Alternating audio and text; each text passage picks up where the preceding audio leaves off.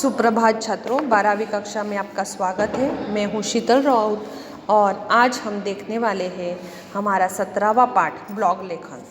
व्यवहारिक हिंदी का ये हमारा पाठ ब्लॉग लेखन जिसके लेखक है प्रवीण बरदापुरकर।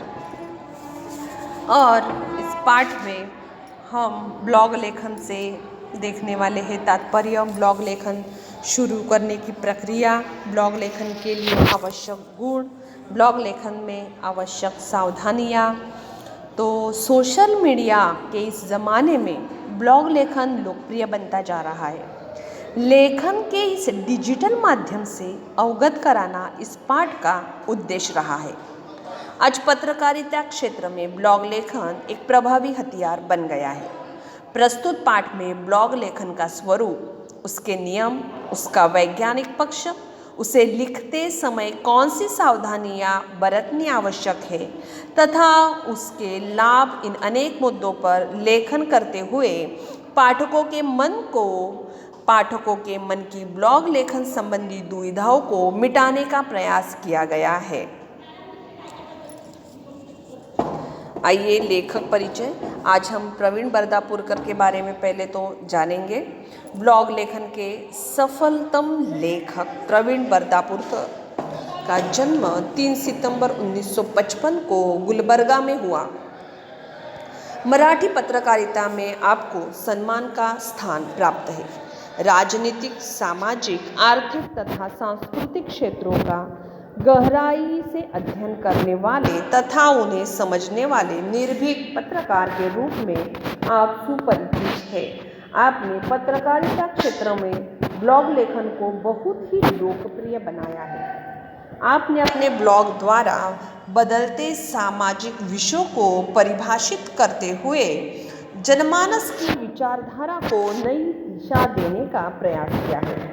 आपके ब्लॉग धर्मनिरपेक्ष दृष्टिकोण की पुष्टि करते हैं। सीधी, सादी, रोचक और संप्रेषणीय मराठी और हिंदी भाषा आपके ब्लॉग की विशेषता है। आपकी प्रमुख कृतियाँ हैं डायरी, नोंदी डायरी नंतरच्या, दिवस असे की, आई, ग्रेस नावाचं गारुड आदि। आलेख। वर्तमान समय में आलेख लेखन को महत्वपूर्ण स्थान प्राप्त हुआ है। समाचार पत्रों में छपने वाले विभिन्न आलेख विज्ञान, राजनीति, समसामयिक विषयों की विस्तृत, उपयोगी एवं ज्ञानवर्धक जानकारी देते हैं।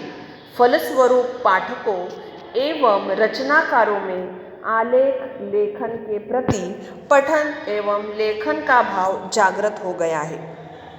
पाठ परिचय। आधुनिक समय में पत्रकारिता का क्षेत्र बड़ी तेजी से फैलता जा रहा है। समाचार पत्र हो अथवा टेलीविजन के समाचार चैनल्स हो, पत्रकारिता अछूती नहीं रही है। पत्रकारिता क्षेत्र में ब्लॉग लेखन का प्रचलन भी लोकप्रिय बनता जा रहा है। प्रस्तुत पाठ में लेखक ने ब्लॉग लिखने के नियम, ब्लॉग का स्वरूप और उसके वैज्ञानिक पक्ष की चर्चा करते हुए उसके महत्व को स्पष्ट किया है। ब्लॉग लेखन जहां एक और सामाजिक जागरण का माध्यम बन चुका है, वहीं पत्रकारिता के जीवित तत्व के रूप में भी स्वीकृत हुआ है तथा बड़ा ही लोकप्रिय माध्यम बन चुका है। तो आइए आज हम ब्लॉग लेखन से तात्पर्य को जानेंगे। ब्लॉग अपना विचार, अपना मत व्यक्त करने का एक डिजिटल माध्यम है। ब्लॉग के माध्यम से हमें जो कहना है उसके लिए किसी की अनुमति लेने की आवश्यकता नहीं होती। ब्लॉग लेखन में शब्द संख्या का बंधन नहीं होता, अतः हम अपनी बात को विस्तार से रख सकते हैं। ब्लॉग, वेबसाइट, पोर्टल आदि डिजिटल माध्यम है। अखबार, पत्रिका या पुस्तक हाथ में लेकर पढ़ने की बजाय उसे कंप्यूटर, टैब या सेलफोन से पर्दे पर पढ़ना डिजिटल माध्यम कहलाता है। इस प्रकार का वाचन करने वाली पीढ़ी इंटरनेट के महाजाल के कारण निर्माण हुई है। इसके कारण लेखक और पत्रकार भी ग्लोबल हो गए हैं। नवीन वाचकों की संख्या मुद्रित माध्यम के वाचकों से बहुत अधिक है। इस वर्ग में युवा वर्ग अधिक संख्या में है। दुनिया की कोई भी जानकारी एक क्षण में ही पर्दे पर उपलब्ध हो जाती है।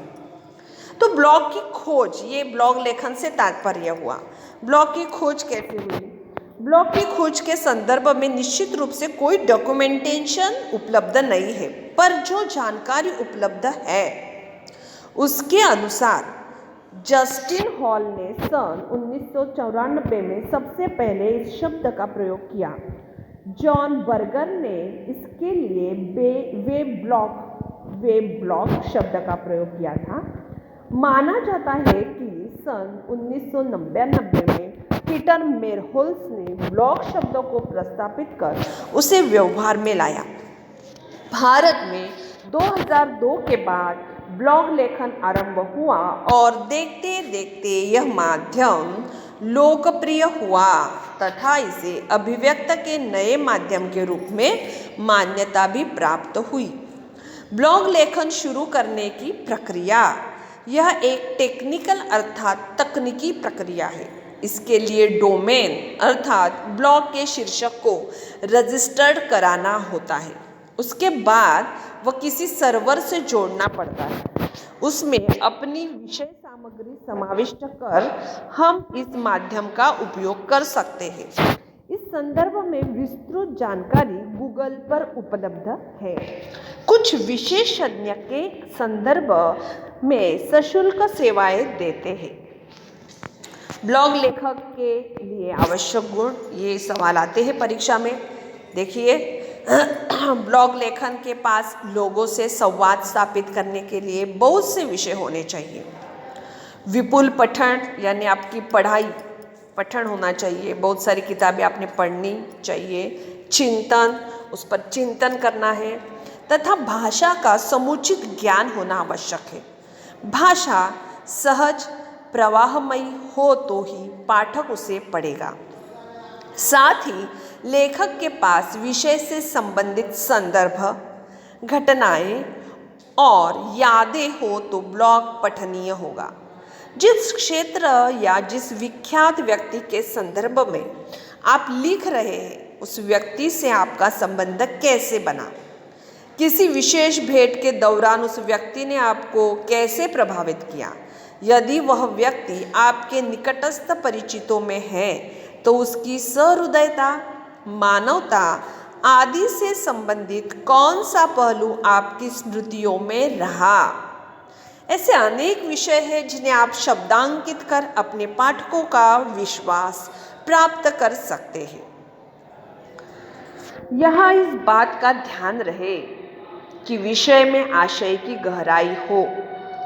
प्रवाही कथन शैली में ही इसका एक महत्वपूर्ण मापदंड है।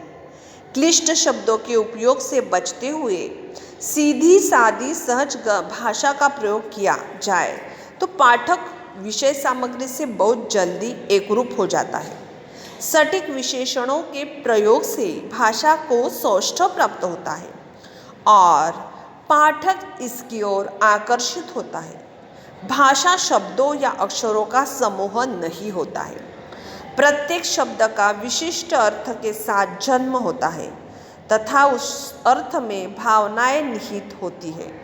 सहज सरल होने के साथ भाषा का बाकपन ब्लॉग लेखन की गरिमा को बढ़ाता है। शैली एक दिन में नहीं बनती, यह सतत लेखन से ही संभव है।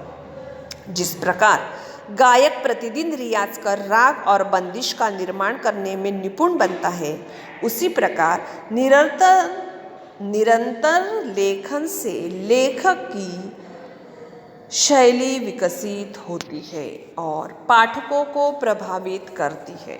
तो आज हमने क्या क्या देखा कि ब्लॉग लेखन से तात्पर्य, ब्लॉग की खोज, उसके बाद ब्लॉग लेखन शुरू करने की प्रक्रिया और ब्लॉग लेखक के लिए आवश्यक गुण।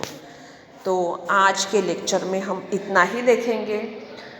अगले लेक्चर में हम देखने वाले हैं ब्लॉग लेखन में आवश्यक सावधानियाँ, ब्लॉग लेखन का प्रसार, ब्लॉग लेखन से आर्थिक लाभ। तो आज का वीडियो यहीं पे मैं समाप्त करती हूँ। धन्यवाद।